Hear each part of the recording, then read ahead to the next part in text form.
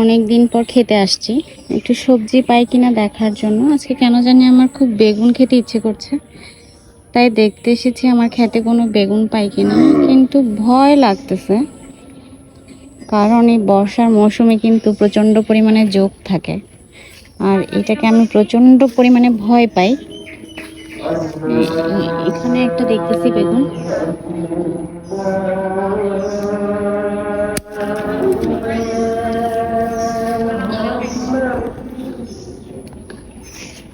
আরো আছে, কিন্তু আমি যাব কিভাবে?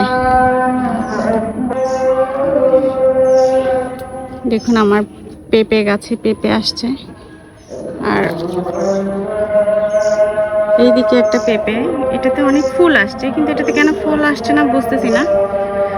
কেউ জানলে জানাবেন আমাকে যে এটাতে কেন ফল আসতেছে না। খেতে প্রচণ্ড জোক দেখে পালিয়ে এসেছি, সম্ভব না ক্ষেত থেকে কিছু নেওয়া। এখানে কিছু কাঁকরোলও আবার বড় হয়েছে, কিন্তু এখনই নিব না। আজকে কাঁকরোল খেতে ইচ্ছে করছে না, আজকে কেন জানি না আমার বেগুন খেতে ইচ্ছে করছে। দেখি ছাদের কাছে এসেছি, এখানে কিছু পাই কিনা। এটা তো নষ্ট হয়ে যাবে মনে হয়। এদিকে একটা আছে, এটা নেওয়া যাক।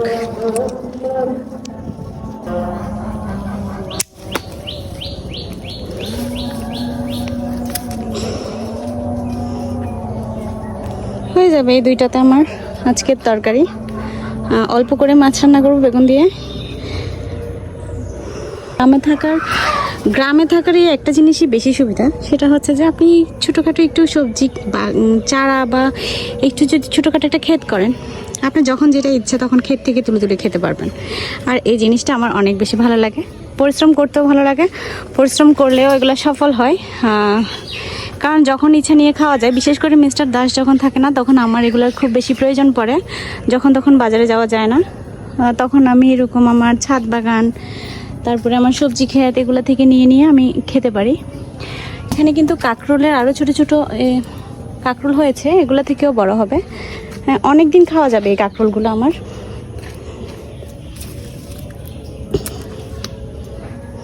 আর এটা আমার ছাদ বাগান। বর্ষায় পানির ছোঁয়া পেয়ে মানে ফুল গাছগুলো এত সুন্দর করে ফুটে উঠেছে।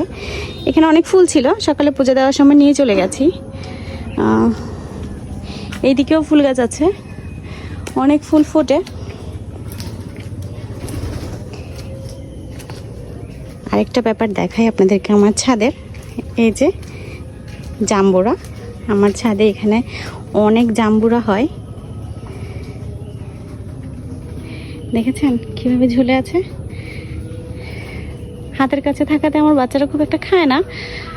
মাঝে মধ্যে আমার যখন খাওয়ার ইচ্ছে হয়, প্রচণ্ড টক খাওয়ার ইচ্ছে হয়, তখন এসে একদম এখান থেকে নিয়ে যাই। এই যে হাত দিলেই কিন্তু নেওয়া যায়, একদম আমার ছাদের সাথে অ্যাডজাস্ট করা গাছটা।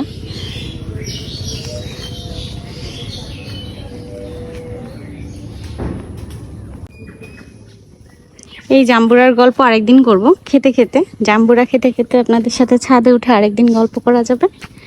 আর এটা হচ্ছে আমার ছাদ থেকে আমার পুকুরের ভিউ, এটা হচ্ছে আমাদের পুকুরের ঘাট। আর পাশে যে ছোট্ট ঘরটা, এটা হচ্ছে পুকুরে যে মাছ ছাড়া হয়েছে, ওই মাছের খাদ্য এখানে রাখা হয়। এটা সম্পূর্ণ মাছের জন্য বানানো ঘরটা।